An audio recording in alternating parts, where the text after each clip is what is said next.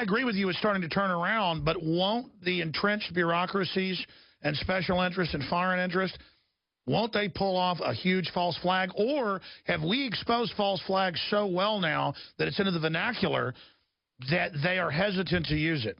No, they will have another false flag. In fact, the false flag I'm hearing about is a simulated Ebola attack in which they actually use biochemical weapons that dissipate, but then they pretend that it's Ebola and that it has been brought here by Saudi martyrs. Okay? So, no, we have not reached the end of the false flag line. However, what we have reached is I did my first graduate thesis on predicting revolution, and there's a difference between preconditions of revolution and precipitants. And I have posted a graphic on preconditions of revolution that exist in the USA today. Now, a precipitant is like the Tunisian fruit seller. My preferred precipitant is a soccer mom that tortures herself on the steps of Capitol Hill, and it appears on YouTube. But the bottom line is the next false flag could lead to a general strike across this country. People really are not buying it. I mean, they just get caught. I talked to the military, and I'm not exaggerating. It was 50% of the military, enlisted or officers I talked to 10 years ago that were somewhat awake. 2 years ago, it was like 75%. It's like 90% now. I agree with that 100%.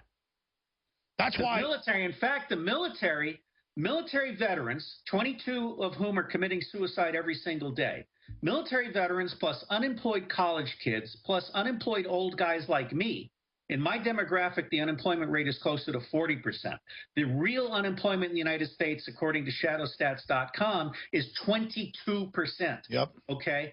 And if we all come together and you throw into that the soccer moms, I think you have the beginning of a revolution in the United States of America. And that's why I ran for president, to get an electoral reform act that would put the public back in charge. If you talk about, people like Colonel Schaefer has so much courage, they tried to throw him in jail for speaking out.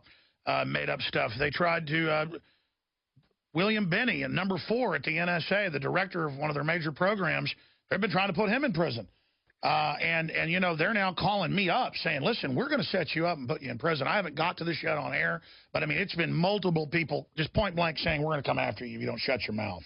And I don't think they understand. It's going to get to the point where I'm going to come after them, and I don't mean in a violent way. I mean, these roads go two ways here. You know what I mean?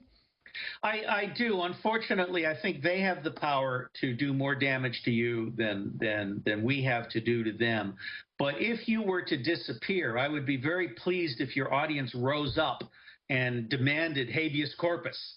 Because if Alex Jones goes off the air, people will notice. If I disappear, nobody will notice.